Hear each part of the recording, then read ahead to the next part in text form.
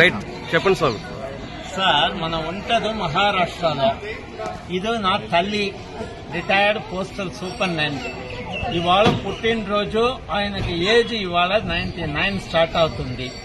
ప్రతి సంవత్సరం అన్నామలై వచ్చి గిరి ప్రదక్షిణ నడుస్తూనే చేస్తారు. ఈ సంవత్సరము నిన్న ఈవినింగ్ 6:30 నుంచి స్టార్ట్ చేసి ఇప్పుడు 7:30కి గుడి లోపల వచ్చేసామండి. 14 కిలోమీటర్కి టోటల్ 13 అవర్స్ తీసుకున్నారు. ఏజ్ అయినప్పుడు కూడా నడుస్తారు, కానీ కొంచెం మెల్లిగా నడుస్తారండి. అన్ని దేవుడి దయ, రమణ భగవాన్ దయ, అందరూ మనకు సహాయమే చేస్తారు. గిరి ప్రదక్షిణ మీరు చేశారంటే మీకు లైఫ్ లో ఏ ప్రాబ్లమ్ రాదంట రమణ మహర్షి చెప్తున్నారు. మనం చెప్పలేదు, అది రమణ మహర్షి. ఇది పౌర్ణమిలో మాత్రం చేయాలా, అలా ఏమి కండిషన్ లేవు, ఎప్పుడు చేయొచ్చు, అన్ని రోజులు చేయొచ్చు గిరి ప్రదక్షిణం. అందుకే నా రిక్వెస్ట్, ఎప్పుడు మీకు టైం దొరుకుతుందో అన్నామలై వచ్చేసారంటే ఒక్క గిరి ప్రదక్షిణం ప్లీజ్ చేయొచ్చు, ఏ ప్రాబ్లం లేకుండా. ఇప్పుడు బాగానే ఉన్నారు, 99 ఏజ్కు మంచితనంగా చేస్తారు.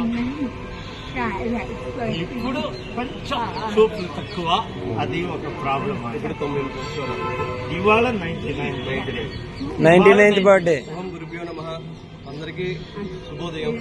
ఈరోజు నేను చెప్పేది ఏంటంటే, అమ్మ వచ్చేసరికి ఈవిడి షిరిడీలో ఉంటారు, మహారాష్ట్ర. ఆవిడ ప్రతి సంవత్సరం పుట్టినరోజు నాడు గిరి ప్రదక్షిణ చేయడం అలవాటంట. ఇప్పుడు అమ్మ 99వ సంవత్సరాన్ని అడుగుపెట్టారు. ఈ 99వ సంవత్సరం కూడా గిరి ప్రదక్షిణ నిన్న సాయంత్రం 6:30 స్టార్ట్ చేసి ఈరోజు 7:30 వరకు పూర్తి చేసుకుని వచ్చారు.